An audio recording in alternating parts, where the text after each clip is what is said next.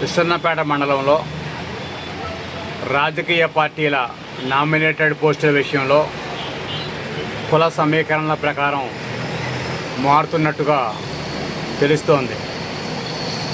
నిన్న మొన్నటి వరకు రెడ్డి సామాజిక వర్గంలో ఉన్న వైఎస్ఆర్ కాంగ్రెస్ పార్టీ మండల అధ్యక్ష పదవిని కాపు సామాజిక వర్గానికి చెందిన ఓలేడు దుర్గారావుకు ఇవ్వడం జరిగింది. ఇటీవల విసన్నపేట కుడవ మోహన్ రావు ఆదివాసీ కళ్యాణ మండపంలో తెలుగుదేశం పార్టీ పట్టణ అధ్యక్ష పదవికి సంబంధించి పలువురు పోటీ పట్టడం, దాని మీద వాళ్ళందరినీ ఏకాభిప్రాయ సాధన కోసం కూర్చోబెట్టడం, అది కూడా పసకపోతే వ్యక్తిగతంగా పిలిచి ఒక గదిలో ఒక్కొక్కరిని పార్టీ పట్ల వాళ్ళు చేయవలసిన పనులు, వాళ్ళు ముందుకు తీసుకెళ్ళవలసిన వైను, వాళ్ళ సారథ్యంలో ఏ రకంగా ముందుకు వెళ్ళాలి, అదేవిధంగా కార్యాలయం ఏర్పాటు, తర్వాత పార్టీకి సంబంధించిన క్యాలెండర్ ఈవెంట్స్ చేయటం, ఇవన్నీ కూడా చెప్పడం జరిగింది. దానికి సంబంధించి సమగ్ర అవగాహనతో పోటీలో ఉన్న వాళ్ళలో కొందరు, చివరికి మిగిలిన వాళ్ళు నలుగురు కూడా మేము రెడీ, దేనికైనా సై అని చెప్పటం జరిగింది. అయితే రాగాబోగా చివరికి ఓసీ సామాజిక వర్గానికి చెందిన కాపు కుటుంబానికి ఆకుల సత్యనారాయణకు వచ్చే అవకాశం ఉంటున్నట్లుగా ఆ సామాజిక వర్గం అనుకోవడం జరుగుతోంది. ఇదిలా ఉంటే తెలుగుదేశం పార్టీ మండల అధ్యక్ష పదవి మరి ఈసారి ఏ సామాజిక వర్గాన్ని వరిస్తుందో అనేది కూడా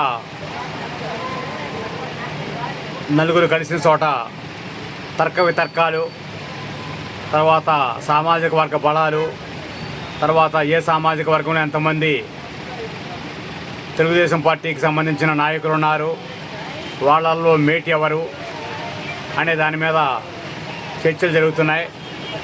అయితే మరి బీసీ సామాజిక వర్గానికి గతంలో మండలాధ్యక్ష పదవి ఇచ్చారు కాబట్టి మరలా బీసీలకు ఇస్తారా, లేక ఓసీ సామాజిక వర్గంలో మరి పట్టణ తెలుగుదేశం పార్టీ కాపులకు ఇస్తే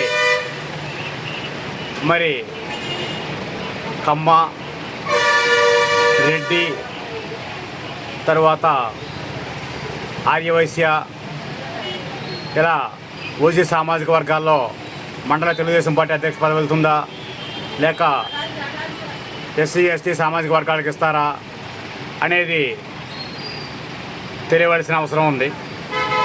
అప్పటి వరకు ఎవరికి వాళ్ళు మాకు వస్తుందంటే మాకు వస్తుందని చర్చించుకోవడంతో ఆ పార్టీ అభిమానులు ఇది $1 మిలియన్ ప్రశ్నగా తయారవడంతో ఇటు పట్టణ తెలుగుదేశం పార్టీ అధ్యక్ష పీఠంపై పగ్గాలు పట్టి సారథ్యం వహించేది ఎవరు, తదనంతరం మండల తెలుగుదేశం పార్టీ అధ్యక్ష రథానికి రథసారథి అయ్యేది ఎవరు అనే విషయాలపై